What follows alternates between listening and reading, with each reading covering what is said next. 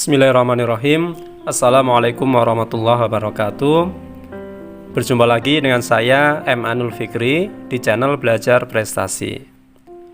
Pada pertemuan kali ini kita masuk ke bab 2, mengembangkan pendapat dalam eksposisi.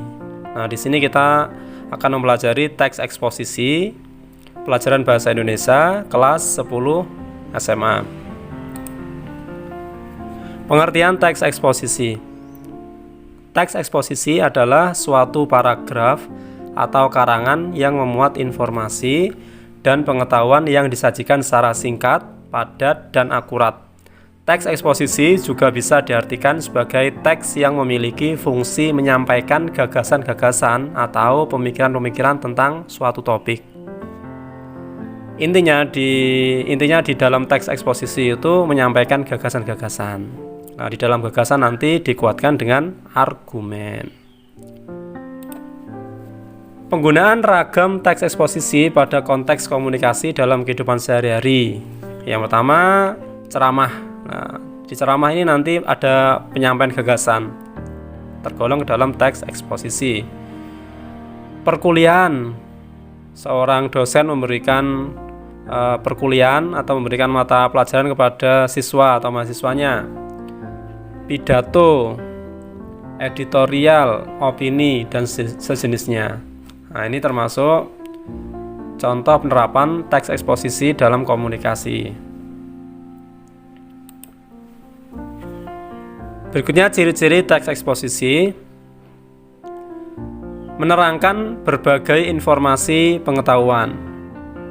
Nah, eksposisi biasanya digunakan untuk menyampaikan informasi atau pengetahuan. Yang kedua, bersifat informatif. Berikutnya, tidak memihak atau tidak memaksakan kehendak dari si penulis kepada para pembacanya. Teksnya disampaikan secara lugas serta memakai struktur bahasa yang baku. Uraiannya dilengkapi dengan data-data yang akurat. Fakta dipakai sebagai alat konkretasi serta kontribusi. Memiliki gaya informasi yang mengajak. Bersifat netral dan objektif. Bahasanya singkat dan padat. Nah, ini ciri-ciri dari teks eksposisi. Di buku kalian juga ada di buku paket bahasa Indonesia, bisa dipelajari. Berikutnya, tujuan teks eksposisi.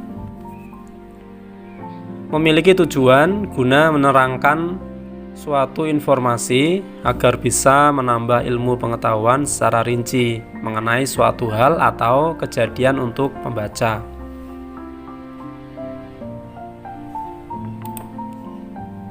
Struktur teks eksposisi. Yang pertama, tesis atau pernyataan umum atau biasa disebut pernyataan pendapat. Tesis atau pernyataan umum ini memiliki fungsi untuk memperkenalkan topik dan juga menempatkan pembaca di dalam posisi tertentu. Nah, posisi tesis ini di awal ya. Biasanya di paragraf yang pertama. Si penulis memberikan pernyataan umumnya atau pernyataan pendapatnya tentang suatu hal. Diikuti paragraf berikutnya argumentasi. Argumentasi itu alasan untuk memperkuat tesis atau pendapat. Argumen ini menguatkan tesis ini. Ketika di tesis sudah memberikan pernyataan, di argumentasi dikuatkan dengan fakta-fakta, dikuatkan dengan hasil riset atau hasil penelitian atau fakta yang ada di argumentasi. Panjang atau pendeknya pada bagian argumentasi tergantung dengan jumlah argumen yang sudah kalian tuliskan secara garis besar pada bagian tesis. Nah, argumentasi biasanya banyak atau tidaknya berpengaruh dari tesisnya. Kalau tesisnya sedikit berarti argumennya nanti nggak terlalu panjang. Tetapi di sini untuk kuantitas argumentasi ini lebih banyak daripada tesis. Di dalam teks eksposisi pun nanti argumentasi bisa lebih dari satu paragraf, bisa 2, 3, bahkan sampai 5 paragraf untuk memperkuatkan tesis Berikutnya di paragraf terakhir ada simpulan atau penegasan ulang pendapat. Pengulangan tersebut dilakukan dengan melihat argumen yang sudah tersaji di bagian sebelumnya sebagai penegasan kembali serta dukungan pada tesis sebelumnya. Di sini hanya bersifat penegasan ulang dari apa yang kita sampaikan di atas. Selain itu juga biasanya di simpulan ada rekomendasi atau pernyataan dari si penulis untuk menegaskan ulang dari tesisnya. Nah, nanti bisa latihan untuk menganalisis di contoh teks eksposisi. Berikutnya unsur-unsur teks eksposisi. Yang pertama ada gagasan atau ide. Gagasan pada umumnya berupa penilaian, komentar, dorongan, saran, serta bujukan. Gagasan itulah yang nantinya akan mendasari penulis untuk menuliskan buah pikirannya. Nah, di dalam teks eksposisi pasti ada gagasan. Yang kedua, fakta. Fakta pada umumnya berwujud kenyataan maupun sesuatu yang benar-benar ada atau terjadi. Fakta tak harus berupa angka. Kalian dapat mengutip pernyataan dari para ahli guna memperkuat gagasan yang ingin kalian sampaikan. Nah, biasanya fakta ini digunakan dalam teks eksposisi untuk menguatkan tesis. Kaidah kebahasaan teks eksposisi. Yang pertama, nomina atau kata benda. Adalah kata yang merujuk pada benda, baik itu yang nyata atau abstrak, pada kalimat dengan kedudukan sebagai subjek. Dilihat dari bentuk serta maknanya, nomina dibagi menjadi nomina dasar. Nomina dasar itu nomina yang masih asli alami, belum mendapatkan afiksasi atau belum mendapatkan imbuhan. Contohnya meja, gambar, pisau, rumah. Yang nomina turunan itu nomina atau kata benda yang sudah mendapatkan imbuhan. Contohnya pembelian, mendapat imbuhan pe dan akhiran an. Perbuatan mendapat imbuhan awalan pe dan akhiran an. Kekuatan mendapat awalan ke dan akhiran an, dan lainnya. Ini sudah pernah kita bahas di bab 1 dulu di kaidah kebahasaan teks observasi. Yang kedua, pronomina atau kata ganti merupakan salah satu jenis kata untuk menggantikan nomina atau frasa nomina. Pronomina bisa dikelompokkan ke dalam dua macam, yaitu pronomina persona, yaitu kata ganti orang yang dibagi menjadi dua macam, yaitu persona tunggal. Contohnya ia, anda, dia, aku, kamu, nya, saudara, ku, mu, dan si. Berikutnya persona jamak. Contohnya ya, kita, kalian, kami, hadirin, mereka, para. Dan yang kedua, pronomina non persona atau kata ganti bukan orang, yang dibagi menjadi dua macam, yaitu pronomina penunjuk. Contohnya ini, sini, itu, sana, situ. Pronomina penanya, contoh apa, siapa, mana. Oke, lanjut. Yang ketiga, konjungsi atau kata hubung. Nah, konjungsi ini berfungsi untuk memperkuat argumentasi atau menghubungkan kata. Konjungsi menghubungkan kata, menghubungkan kalimat, dan menghubungkan paragraf. Contoh konjungsi pada kenyataannya lebih lanjut kemudian. Berikutnya yang kelima, leksikal. Makna leksikal adalah makna kata berdasarkan yang sebenarnya. Oleh karena itu, makna leksikal bisa kita lihat di dalam sebuah kamus.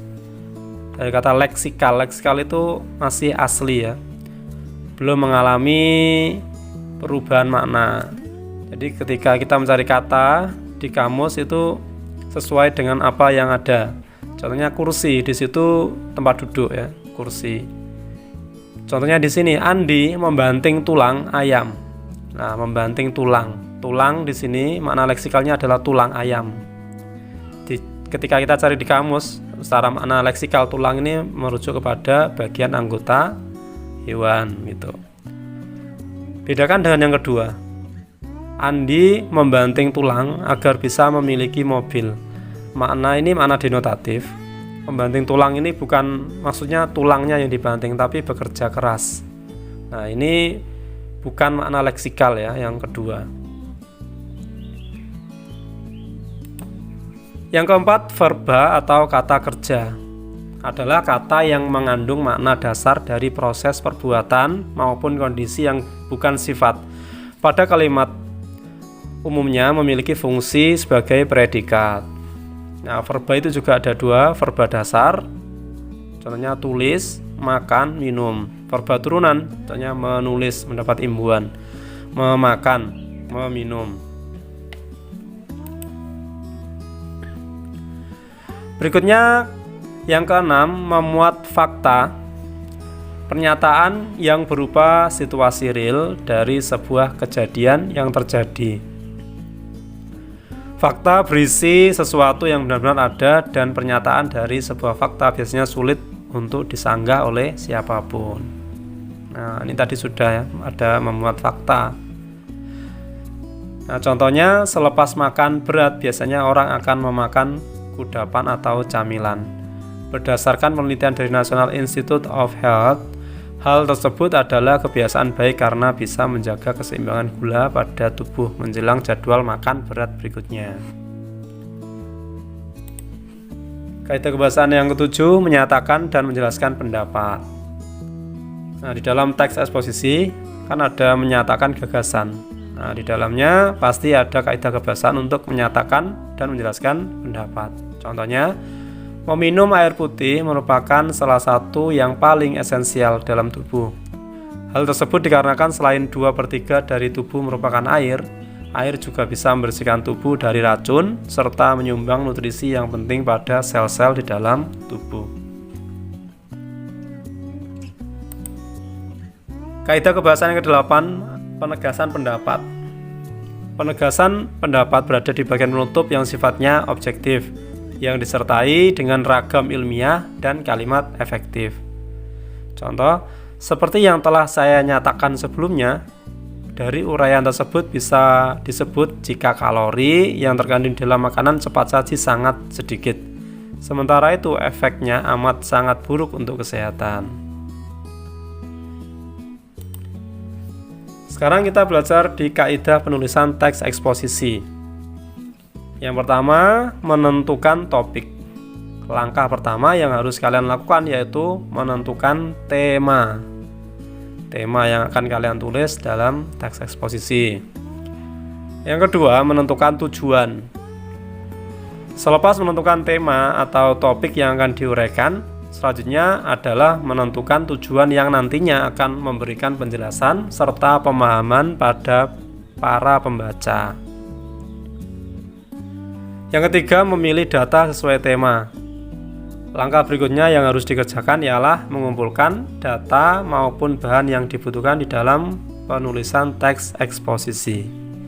Yang keempat, membuat kerangka karangan. Sebelum kalian membuat karangan eksposisi, maka terlebih dahulu kalian harus membuat kerangkanya secara lengkap dan juga sistematis. Yang kelima, pembahasan dengan mengembangkan kerangka karangan. Setelah kerangka karangan sudah tersusun, selanjutnya kalian kembangkan dengan lebih lengkap lagi supaya ciri-ciri eksposisi bisa tersalurkan. Dan yang keenam, membuat simpulan. Sesuai dengan tujuan menuliskan suatu karangan eksposisi, kesimpulan harus sejalan dengan tema dan harus memperkuat isi dari tesis tersebut. Sekarang kita belajar pola pengembangan teks eksposisi. Yang pertama, pola umum khusus atau deduktif. Pola ini mengawali tulisan berdasarkan ide-ide dasar terlebih dahulu. atau ide pokok ditempatkan di awal paragraf, lalu baru diikuti dengan berbagai ide penjelas. Ide-ide penjelasnya adalah perincian dari ide umum yang sudah dikemukakan sebelumnya.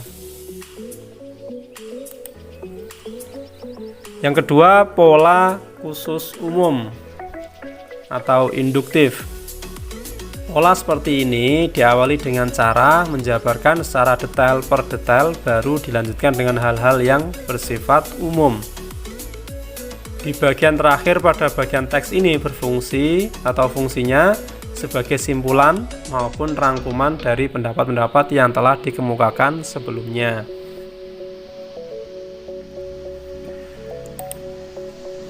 Pola yang ketiga, pola ilustrasi. Ilustrasi yang terdapat di dalam pola ini bertujuan guna memudahkan para pembaca untuk menangkap maksud dari si penulis. Khususnya jika kalian membicarakan sesuatu yang cukup berat serta akan membingungkan para pembaca apabila tidak didukung dengan adanya ilustrasi. Pada pola ini, topik, gagasan, atau pendapat sifatnya belum jelas sebab merupakan hal umum.